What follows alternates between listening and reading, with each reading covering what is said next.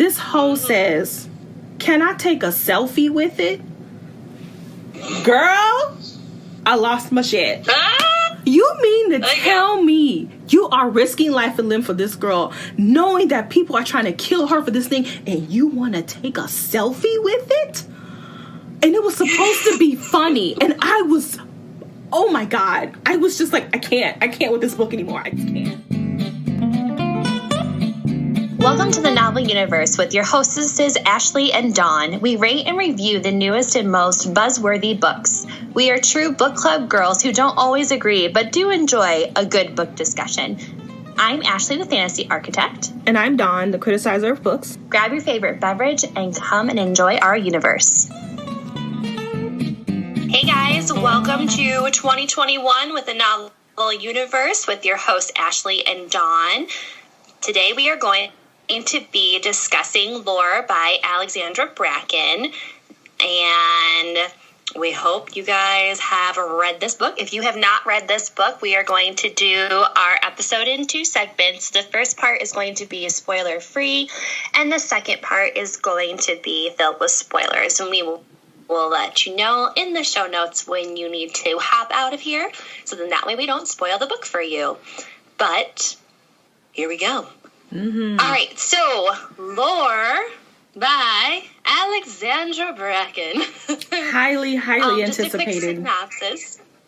Oh my gosh, yes. This book has been all over the place.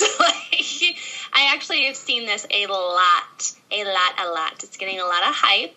So, of course, you know Dawn and I, we want to make sure we're giving you guys the best reviews as we possibly can. So, without further ado, Lore.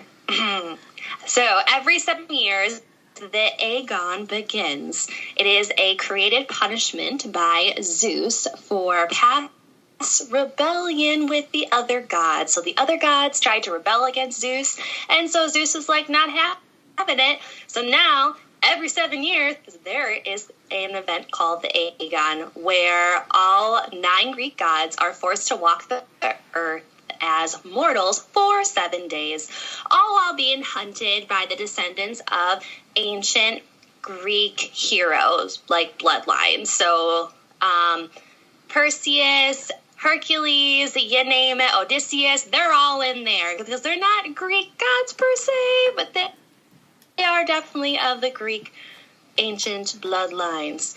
So, if a god is killed during Aegon, the hunter who kills them gets to have their powers and possess their immortality, and thus become a new god, or they get to pick their name, I guess. You'd be surprised at the names that some of these gods pick. But we follow our character, Melora. Melora is of the Perseus line, and she is struggling to find out what her place is amongst this world of gods and hunters. After experiencing tragedy in her own personal life, she is forced to reconcile that and either choose to fight for what is right or to seek revenge and bloodlust. Dun, dun, dun. Lore, everybody. So, Dawn, what did you rate this book? I gave this book a big old 2, and I'm being generous with that 2. Yeah. What about you? Okay. I think you're gonna be happy with this. 2.5. 2.5. I gave this a 2.5. I was like, I cannot give this book a 3. There were so many things that happened that I was like, what in the world is happening? Like, it was so disorganized. Preaching to the choir, because there were so many times in this book where I was just like, what? Like, just, that's exactly my expression several times. Yep. Oh my gosh, 100 times. I literally was shouting it out loud, and my husband was like, what is going on? I mean, there's things happening and they don't make sense, and I don't understand why it's still happening. It's still going. Yeah, I'm sorry. I know there's going to be a lot of people who love this book, and they're going to be like whooping it up on the old booktubes, and I'm glad that you loved it, but oh boy. No. Here is what I will say for this book. This book is definitely for younger teens. I feel like younger teens are really going to gravitate towards this book and be like, oh yeah, it's awesome, woohoo. And those of us that have read multiple novels and series and all this other stuff are going to be like, what the heck just happened? Like, it was just so disorganized. Yes. So disorganized. So, yep. My first thing that I did not like about this book was the fact that it was too long. Way too long. Like 75 pages there were too too long. many pages. Too many pages. I felt like the plot was lulling in certain parts where it was like supposed to be action-packed, and you're like, boom, boom, boom, all this is happening, and then it's like now we're still just in this constant of waiting for it to keep happening. But I don't know. Yeah, and you're agreeing with me, which is why I'm like... Yeah. Like, it starts off, there's no, like, slow lead up. Like, it starts off on chapter 2. It's on and popping by chapter 2. Mm-hmm. But at some point, they're looking for this, what is it, the Aegis? They're looking for this thing, and it takes so long for them to find this thing. And I'm like... It was like the Goblet of Fire. It took so long to get there. Yes, like we were in this trial of event of life or death, and we're still trudging through the first phase to get to phase number 4. That's just how I felt. Yeah, it was way too long. Agreed. Did you have another point that you wanted to say that you didn't like? I have 2 pages of dislikes, so hold on to your butts. I'll save my major dislike for the last one, but I felt like, speaking of too long, I felt like Bracken sacrifices character development for plot. And so we have several characters, and most of them are not developed. Miles, in particular, he's the best friend, but this guy, he's immortal. He doesn't know anything about the Greek gods are like here and they're fighting. He knows nothing until something happens quite traumatically on his front step. And then he is just he's all for it. He's like, yeah, let's go, let's fight. I'm like, okay, I know he's your best friend, but you're going to risk your life for this girl you've known for 2 years, 3 years, maybe not even. And she doesn't build their relationship at all. She doesn't build it up from the start. She doesn't build it up through flashbacks or memories or anything. And so I have a hard time believing that he's going to risk his life for her. And I know why she put him in this story. I'm not going to say this is a spoiler, but because this book is formulaic, which is another dislike, this book is so formulaic, I saw it coming a mile away. That's a problem. Castor is also not developed. He's the main love interest. Athena is not developed, or Iroh. She's kind of in the story, but none of these characters are developed at all. Yeah, that was like my second point that I did not like, is that these characters are not ones that you can relate to. I felt very disconnected with what was happening to the main character, Lore, and then everybody else, I was like, so they just showed up. We know nothing about them. And the way that the story is presented, we're living in present day, and then Bracken sprinkles in these little flashbacks because it's a standalone book, you guys. This is not a series. This is not going to continue. So she's trying to cram all of this stuff into one book. And because of that, she utilizes the flashbacks, which I am okay with. I am okay with being taken out of like present day where I'm at to figure out what was happening and why things are happening. And that's how you use for character development. But that did not happen. And it felt very disconnected. And yeah, I think the only character I liked in this book was Athena, because I felt like I had the most from her, and that was it. I know nothing about the other characters that are supposed to be the supporting roles in this whole entire story. Iroh, Evander, Miles. Forgot about Evander. Hermes. Yeah. I mean, like, you know, Artemis just pops in here. If you don't know who Artemis is, you need to look up your Greek mythology, because this book is not going to help you. And that is another dislike. It's not a dislike, it's a nitpick. If you have no background of Greek mythology, which I do not, I have never read any Percy Jackson. I was not into Greek mythology or Roman mythology growing up or as an adult. I know nothing. All I know is Zeus is the main guy, and I can tell you, like, if someone is named Apollo, because I think there was a kid I went to school with, his name was Apollo. I was like, oh yeah, well, that's a Greek god. I don't know what Apollo is. I don't know what his power was. I don't know who his daddy is. I don't know anything. And so if that's you, you're not going to get it. She's assuming that you have some background knowledge, and that's fine. That's why I make it a nitpick. It's fine. However, it does kind of impact the plot a little bit for me. It did for me anyway, because at one point, Lore is like basically berating Athena for all of her misdeeds, and I'm like, damn, she did all that? Oh my god. I had no idea. Apollo is a huge character in this book. I have no idea about Apollo and why he's so great, and that was a problem. We'll get to that in the spoiler. That was a huge problem for me. So I did read it on a Kindle, thank goodness, so I could like tap on their name and quickly look them up.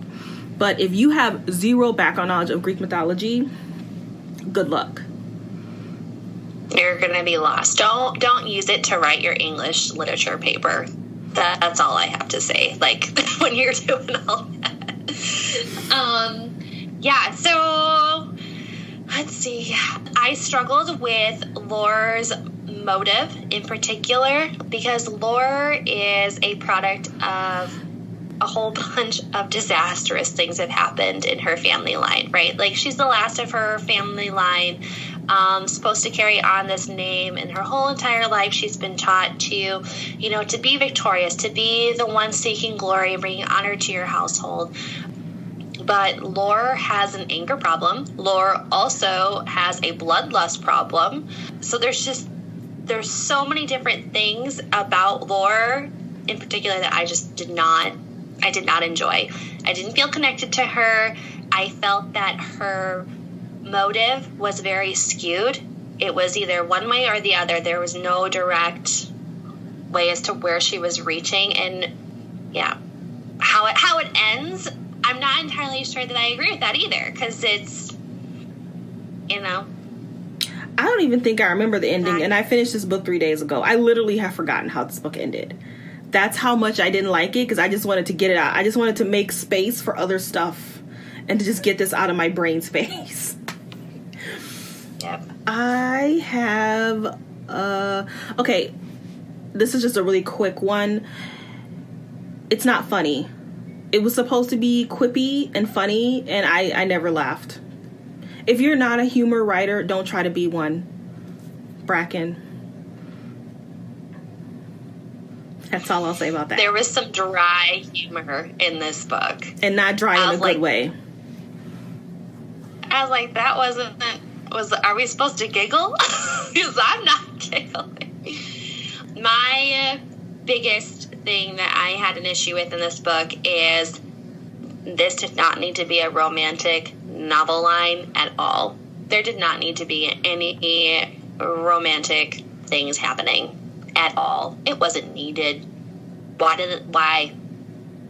I'm not going to say much more on it because we can get to it all in the spoiler, but I very much so remember reading lines that I was like, this is supposed to be a pickup line? This is supposed to be life-changing? And it's in the weirdest place in a story. Like, I wonder. Do you know what I'm talking about? I wonder, does it come towards the end? Yes. Okay, yeah. I wrote in my Kindle, if this was in a different book, this line would have been great.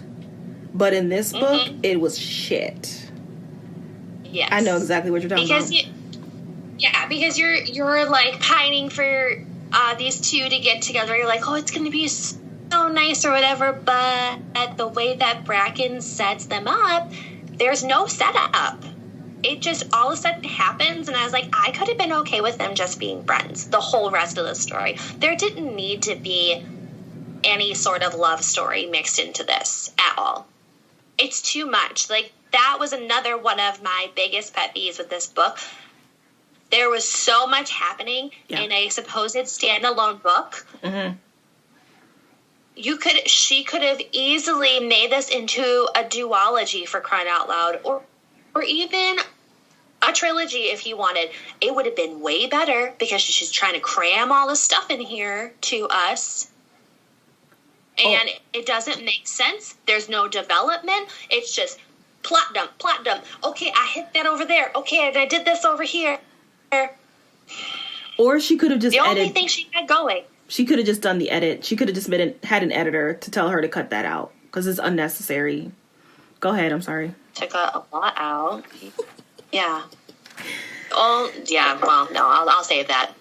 Okay. I'll save it. What else did you not like? I still got a whole page. Let's see. Okay, this one was kind of funny for me. And I'll get into this more about, I think that Alexandra Bracken doesn't know the type of writer she is. I think she needs to figure out what type of a writer she is and to go with it. So at one point she's trying to be this insightful, quotey writer, but she's not. And she has these quotes that are ridiculous. And I have a couple. Here they are. The braver thing is to accept help when you've been made to believe you shouldn't need it. In other words, all she had to do was say, please ask for help. She's trying to rewrite that very simple phrase to try and make it insightful, and it just comes across as inauthentic, and I'm going to say that word a lot. And another one was, all that you might become if you embrace who you are and not who he wishes you to be. Just trying so hard to be this beautiful writer. You're not. She's a plot writer. Write your plot and stop trying to be something that you're not. I hated that. I felt like her writing was incredibly uneven, and you were kind of talking about this, and I'm going to just give one little example, and I'll get into it more in the spoiler edition. But there's a moment between Athena and Lore, and this is the growth moment. This is where the chickens come to roost moment, and they're talking, and Athena is basically telling Lore that her love interest, Castor, is trying to make her something that she's not. And that was my previous quote that I read. But at no time do we see that happen. We never see or are shown Castor trying to make Lore be something she's not. This is supposed to be the growth moment for Lore that Bracken has written. But she doesn't set it up. Just like you said, she doesn't set up the love interest. She doesn't set up this huge moment. And so, to me, it seems like she's trying to be a writer that she's not. She's trying to be this huge, sweeping writer, and she's just not. And it's not working. And did you have other dislikes? Because I have my big one. I haven't gotten to my big one. I do, Go ahead. actually. Oh, please do. Another. I'm sorry. This is set in the city of New York. Oh my God. Mm-hmm. I want to know how in the blazing peeps has nobody noticed a dramatic decline in population every 7 years due to catastrophic events and blood slaughter. The city has no freaking idea the Aegon is happening. Yeah. What? Yeah. Do you not count all of the millions of dead bodies? Like, what? So I think Bracken tried to remedy this by saying that it happens in a different city every 7 years. So what? You mean to tell me the world has not seen the pattern of every 7 years in a major city there are floods and earthquakes? New York City had a citywide power outage and nobody said boo. Really? No. I'm supposed to buy that? No. And I think it happened in New York City 2 years in a row, right? Wasn't it in New York City 7 years ago? Yeah. Yeah, because her... Yep, because Lore even references, like, when it's leading up to it, Please pick a different city. Please let it be in a different city this year. Please let it not be here this year. Yeah. Okay. This has been going on for years, and nobody has said, it's that 7-year anniversary of all those earthquakes and floods. What's happening? Maybe someone should look into that. No. Or, let's just use COVID, for example. That would be like the world turned a blind eye to COVID-19 happening all, like, every 7 years COVID happens and nobody pays attention. I don't think so. That's not a thing. I can't. It was so bad. What is your big one? Another little nitpick was there were too many New York City locations. I was like, okay, this is getting ridiculous. But here's my big one. And this kind of goes along with the she's not the writer she thinks she is. This book, this writing is incredibly inauthentic. Okay, so one of the major themes in this book is gender inequality or Me Too or female empowerment. And this is a very important theme that needs to be handled correctly. But in this book, it comes across gimmick, and it almost comes across as box checking. And I am not going to say that Alexandra Bracken does not care about gender inequality. I know that's not, she's a woman, or even if she wasn't, she's a human. I know that's not the case.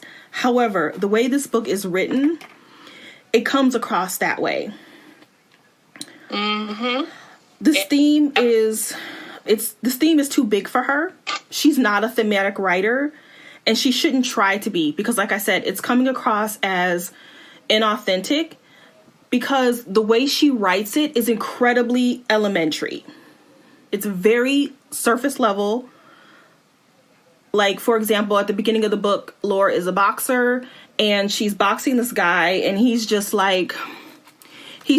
grabs her and kisses Come here, her. Baby. Yeah. Grabs her and kisses her, and then she punches him and beats him and everything. And then there's another moment where there's these little girls and they are being groomed to be muses or something. And the older guy, I mean, they're like 9 years old. And there's this old gross god or a man, and he's just like, you're just a prisoner. You're just a lowly woman. I don't know how many times people were calling her all kinds of bitches. All the men were calling her all kinds of bitches. It's that surface level gender inequality, Me Too writing, and then bam, sexual assault. What?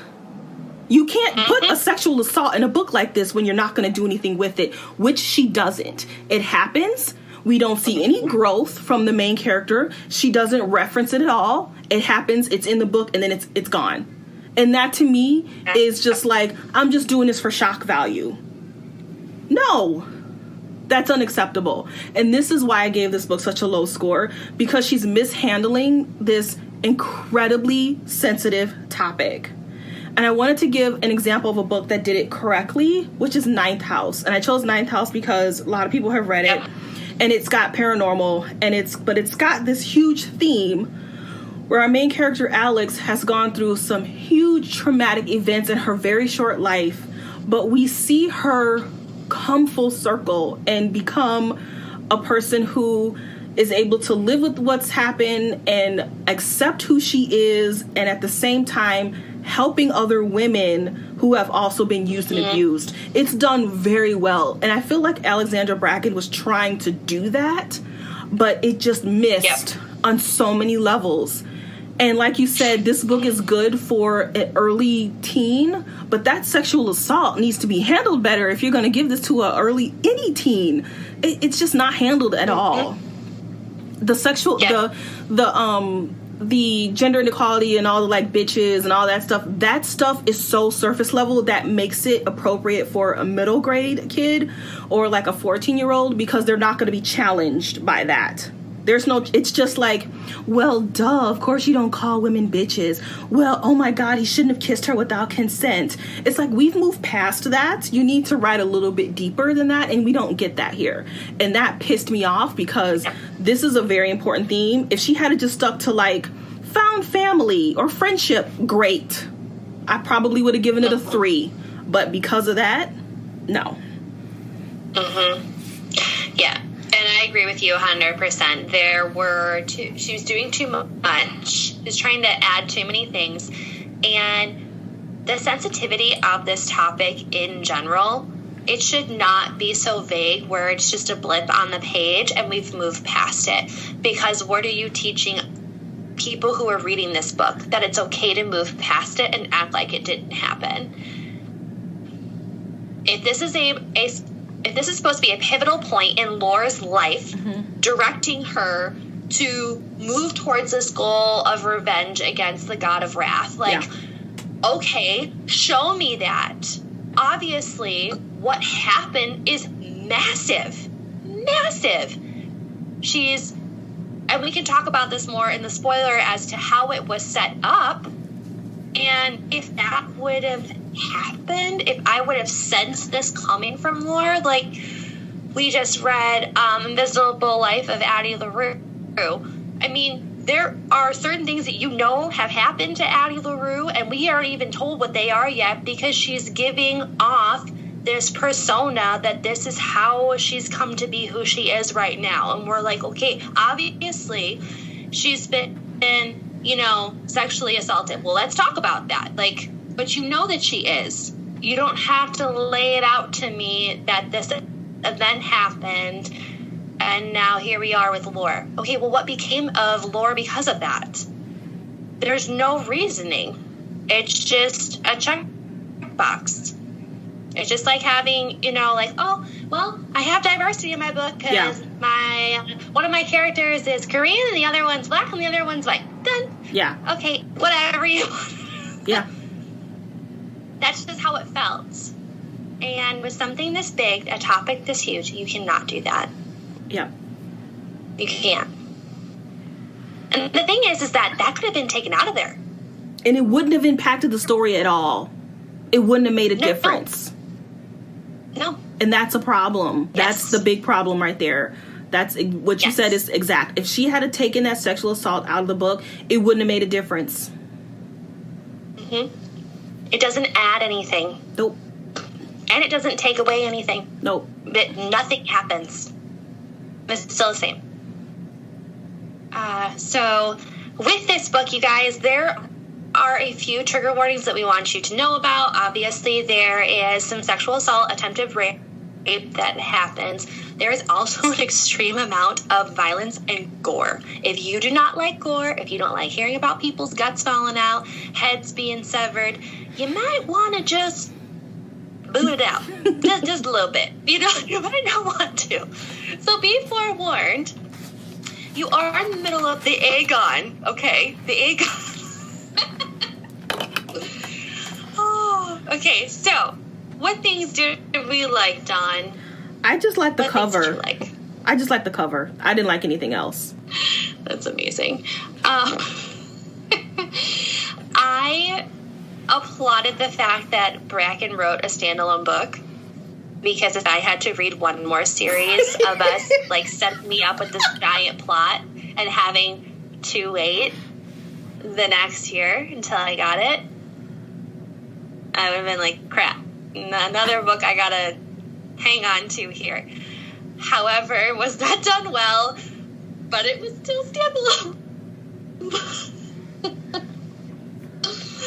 I did have one more. I did like the fact that she tried to incorporate this whole idea of Greek mythology into the book. The fact that the other god tried to rebel against Zeus because they were sick and tired of him making all the rules, and he was like, well, heck no, guys. If you forgot, I'm all powerful and almighty, I'm your daddy. No, that's not happening. So now you're going to have to do all these things every 7 years. I did like that. And I like the fact that the gods could be killed. So, okay. Cool. That is all I have. And because I have no background of Greek mythology, I can't say that I like that because you know what I mean? I just can't. Mm-hmm. So. Yep. No. Yep. That's all I got. And I did because I'm fascinated. So. Okay. Before we get to the spoiler edition, please check out the Prince Kai Fan Podcast. Hi, I'm Bethany Finger, the host of Prince Kai Fan Pod, a Marissa Meyer Book Club podcast. Join me every week during my read-along journey through all of the books by author Marissa Meyer, one chapter at a time, spoiler-free. Each episode will feature a different guest, new fan art, and laughter and joy through reading. You can find Prince Kai Fan Pod on Apple Podcasts, Spotify, Google Podcasts, and all other listening platforms. And now, back to the show. All right, guys. Well, we're going to enter into the spoiler section. And if you don't want to be spoiled, you might want to jump out now. And we'll start it in 5, 4, 3, 2, 1. Okay. I don't know. What do we want to start with? What do you want to start with?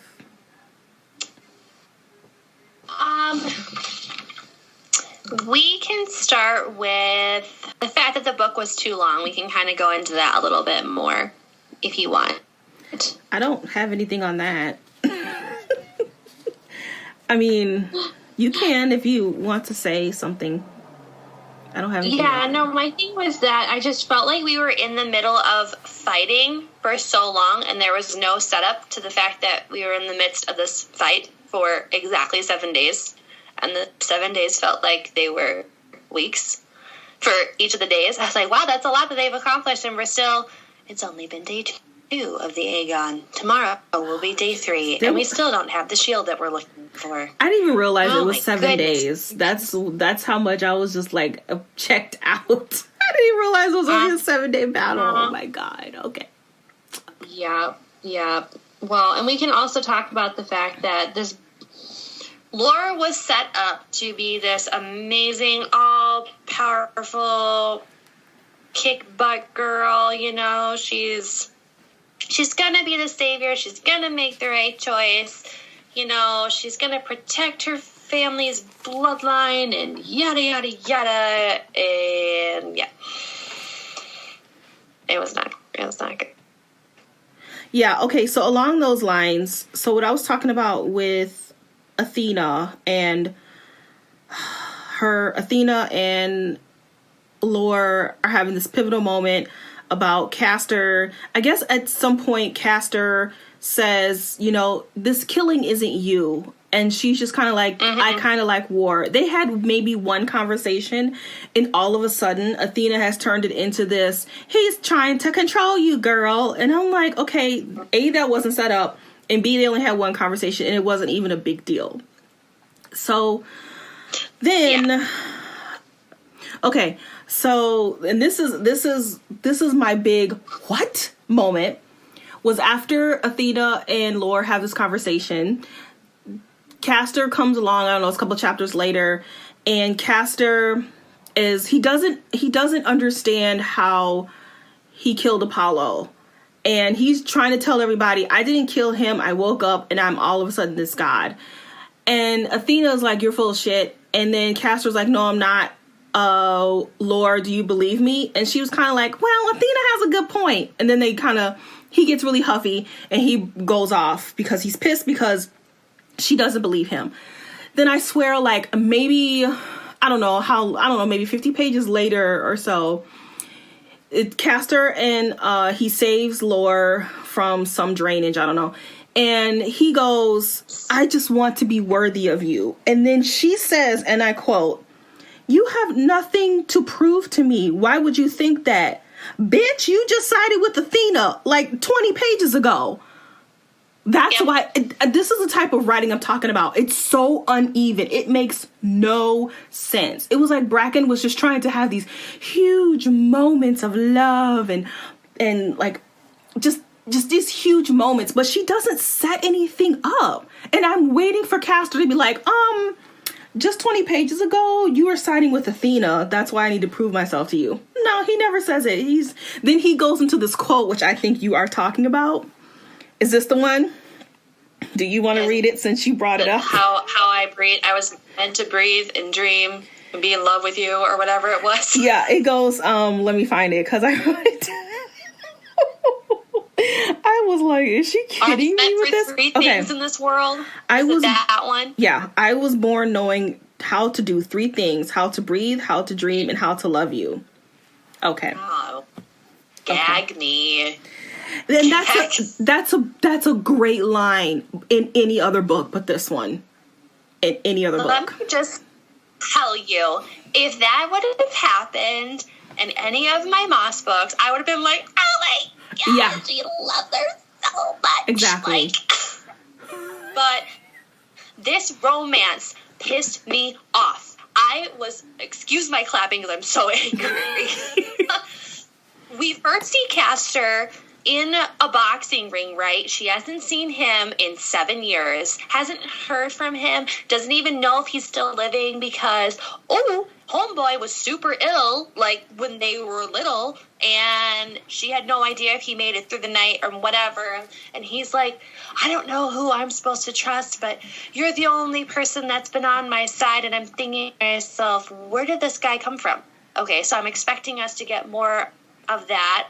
And then she's following him to the Achilles' house and spying on him the way that they used to. And he's still acting like, what are you doing here? But yet he told her to come there.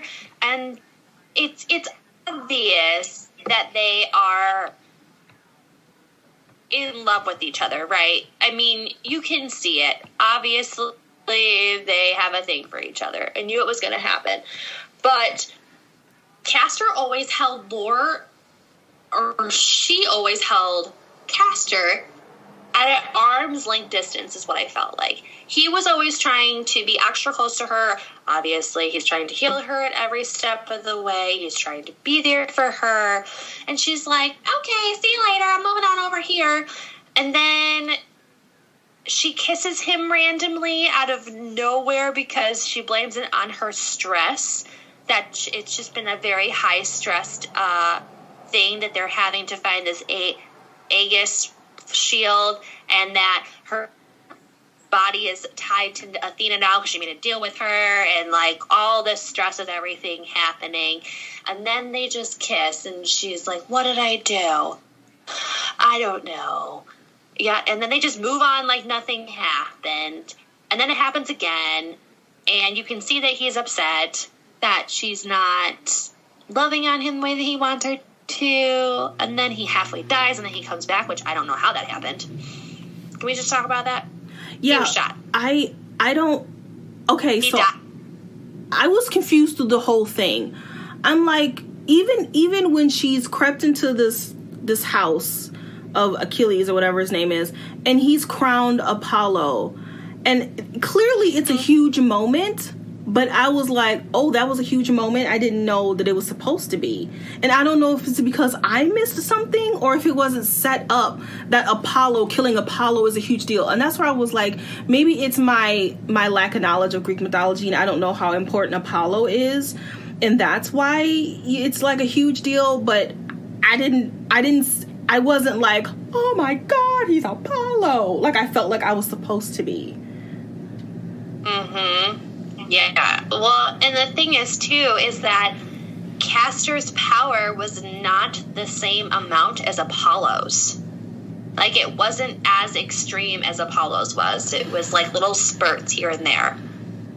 And he kept saying, like, I'm so confused because I woke up and now I have this power and God's not there anymore. I don't remember killing him. Was it a fluke? Did something happen? I was so confused. I was like, okay, so how does this power get transferred then if you don't remember? Did half of it transfer? Did he, like, sneeze on you and bless you? I don't know. Like, was that ever... What's happening? Was that ever decided how he killed Apollo? Did we ever find that out? Yes. And so that's how this whole idea with Athena then doing the same thing with Lore, because once a god's life is given, when they give it freely for the other person, or for the mortal or whatever, like, they're able to ascend, meaning they don't just keep passing from person to person or whatever it is. They're able to die as they are, and there you go. Okay. But I was so confused until the ending. It's like, what? Girl, I had given up by then. I just didn't care. I figured you probably, like, skipped over that part because you're like, this ain't important. You just go. I don't think I skipped it. I remember reading that, but I just didn't care anymore. So I wasn't, like I said, I wasn't taking in the knowledge. I was just reading words. Because I had already made up my mind. But it was... The ending didn't mean... The ending wasn't going to change my mind. So I'm not going to pay attention. That's how I felt. Yeah. Yeah. And it's just... It's so confusing because they make it into this big whole thing. You know, and Lore has been lied to by a whole bunch of people. Of course she has, because this book is formulaic. You know, the main character is always being lied to. Always. She doesn't know who she can trust. You even see her siding with, you know, the wrong side because they've made it more appealing to her. This is just a cycle that keeps happening. The whole Hermes thing, by the way, nobody could find Hermes. And I was like, what's the big deal? He's the messenger, like, of Zeus. That's what he is, right? He's the guy that looks like Cupid on the Hercules one. Girl, I didn't see that. So, yes. So, no. Hermes is, here, I'll even pull him up, you guys. He is the god of trade, wealth, luck, fertility, sleep, language, thieves, and travel. So, we find that Hermes has disguised himself as an old man. That was the old man that Lore was taking care of. The only person who she was like, he is relatable. He's loved me for me, even though he doesn't know my past of being trained up as the hunter and all this stuff. And lo and behold, she's been tricked by the gods, and they've been living under her roof, and they've already orchestrated this enormous murder of her whole family. It wasn't the god of wrath who is one of the new gods. No, it's one of the ancient gods that knew that they could get to her that way because she had the shield.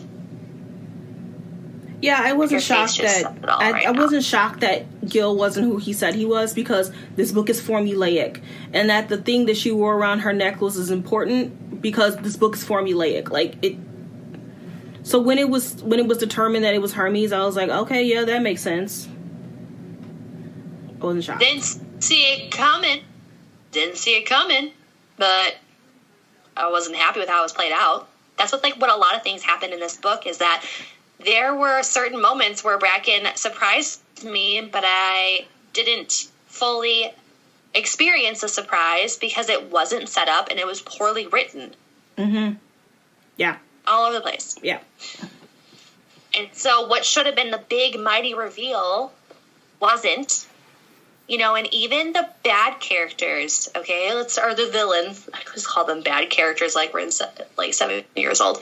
The villains, you know, Wrath and Athena and their big whole fight, I was like, okay, you know he's going to die. You know it's going to happen. It's fine. Like, I already checked out. Like, I wasn't emotionally invested in that. No. I wasn't happy that Athena willingly saved Lore, the goddess of wisdom and war. I mean, come on. I didn't so I'm reading this book and I'm like, oh, is it Cadmedes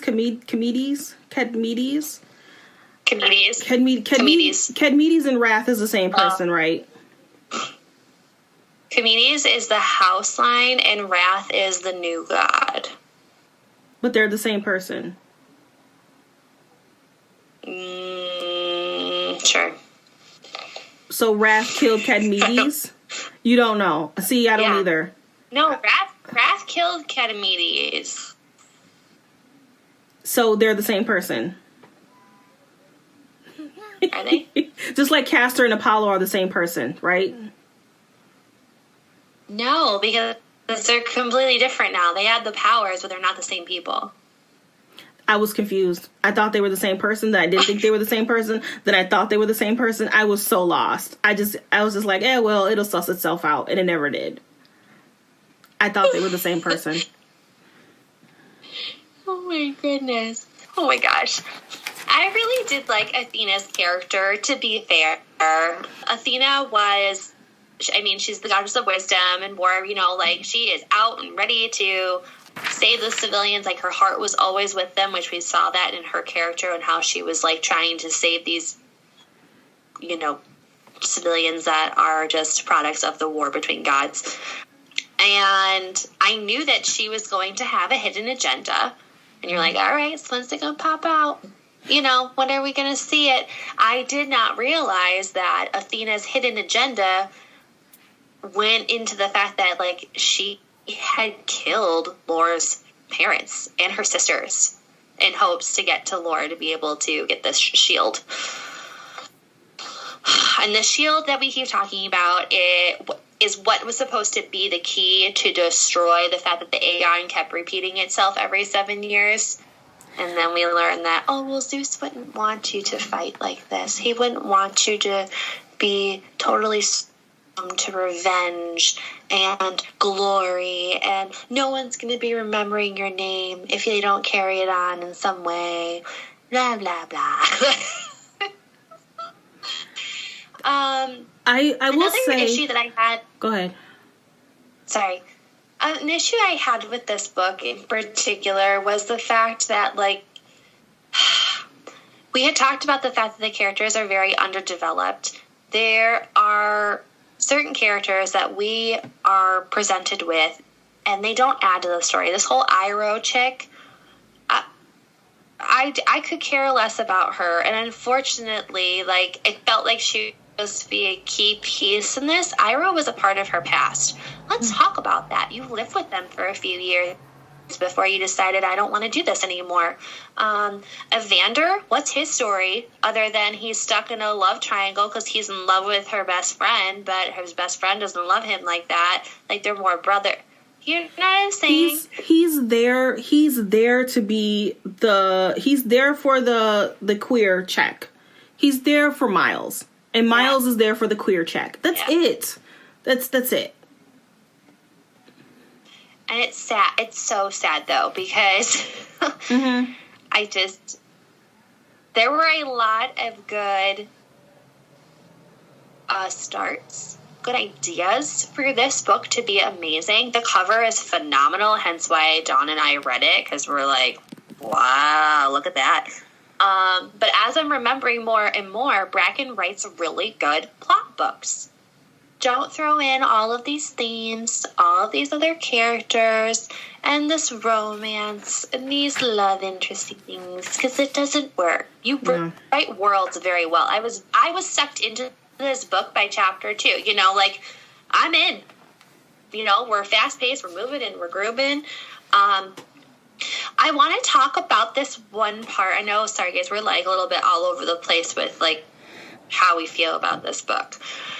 But one of my big issues was this whole idea of the fact that women cannot become new gods.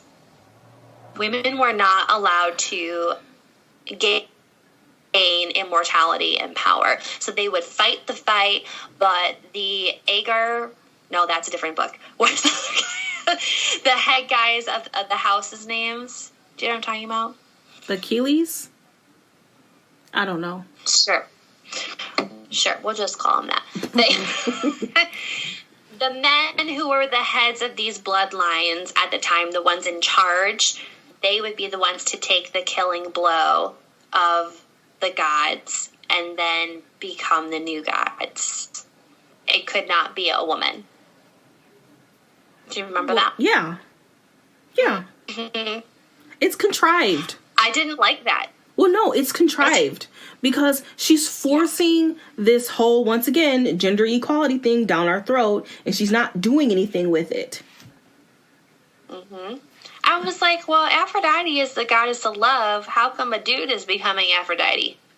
That doesn't make sense to me. Because she's trying to force these...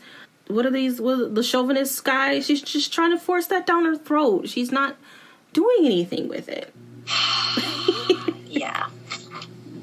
One thing I wanted to say about her uneven writing, this is another example of her uneven writing, is And once again, this is the big climax moment when Athena and Lore are like, ew, Castor, you are trying to make me be something that I'm not. And she's like, I'm a warrior. I want to be in this war. He's just like, oh no, killing isn't you. And she's like, yeah, it is. I like killing. I want to be the killer. And so then he goes off, and then they go in to get something. They're still like on the hunt for the AGs or whatever. And Athena, like, I don't know if it was Athena or Lore, they hit a hunter. They hit a hunter, and Athena goes, you probably should kill him so he doesn't come back to, like, try and kill us later. And Athena goes, or Lore goes, I think there's enough dead bodies for now. I think we've killed enough. Mm-hmm. Bitch, you just said you wanted to be a killer. And then the next chapter, you're like, man, I don't want to be a killer anymore. It's like, you just had this argument with this guy who said, you don't want to be this person. And then you were like, yes, I do. And then in the next chapter, you say, oh, you know what? I don't. He was right. I don't. I can't with that writing. So angry. Because I was like, where is this sense of humanity coming from? You have been on this bloodlust and don't care who gets in your way because your whole agenda is to make sure Athena doesn't get her on the shield. And so you're trying to manipulate her and manipulate everybody else because you don't want them to know that you know where it is and yada, yada, yada. And Castor's telling you, you're not like this. You haven't seen her in 7 years. You don't know what she's like. 7 years changes a person. Death changes a person. What? And then her to be like, oh, you know what? Maybe I don't want to kill this hunter this time. But it was you just killed a whole bunch of people 2 pages ago. But it was the chapter to get into a building. It was the chapter after she told Castor, I'm a killer. And then the next chapter, she's like, no, I'm not a killer. Yep. That's bad writing, guys. That's terrible. I would have liked it better if she would have continued with, no, you don't know who I am. Like, I have to kill. Like, this is a... Yeah. That would have made sense. I'm applauding. I'm not saying killing is a good characteristic. But in this story, it adds to Lore. It adds to her identity. It adds to the fact that we can hold her accountable for her actions, right? Yeah. It's like Bracken didn't want to make Lore a murderer or a killer. It's like she's trying to have it 2 ways. She wants to have this girl who wants to be a warrior and doesn't want a man to tell her she can't be, but at the same time she doesn't want her character to have the burden of being a killer. And it's kind of like Harry Potter, and I hate to bring Harry Potter up because of Rowling and everything, but in Harry Potter, Harry doesn't actually kill anybody, not even Voldemort when he has the opportunity, because Rowling doesn't want her characters to be killers because that's a horrible burden to carry around.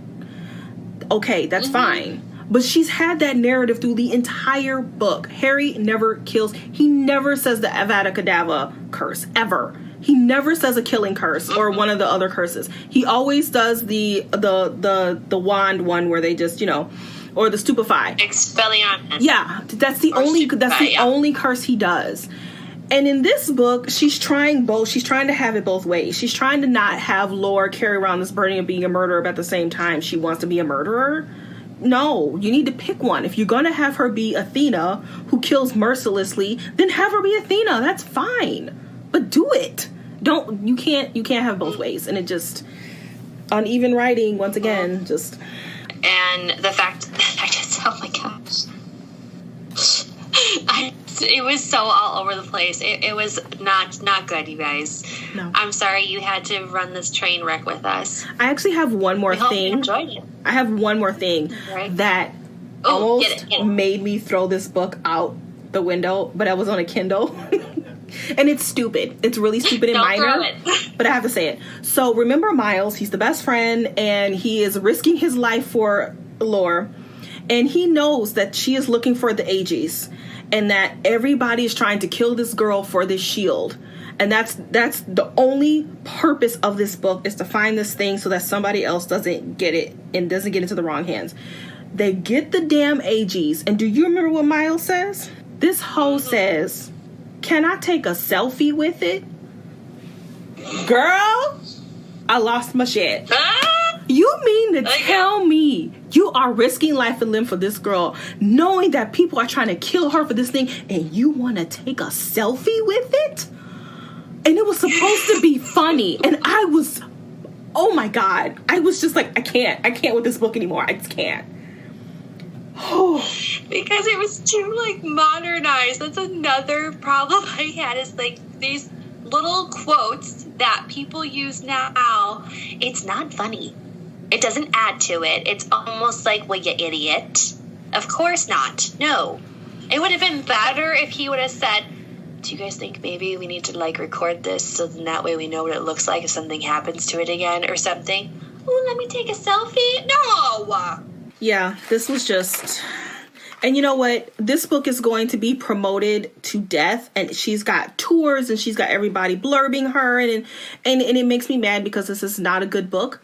And there are so many other books that were overlooked, and they didn't get any press, or they didn't get top shelf on Barnes and Noble shelf. And so I just listed a couple that I wanted to share with you all that you should read instead of this one. And with the last 2 minutes of our podcast, I'm going to do that. And so one of them is There Will Come a Darkness by Katie Rose Poole, Skyward by Brandon Sanderson, The Other Side of the Sky by Megan Spooner and Amy Kaufman, Raybearer, I forgot the author's name. Oh, shit.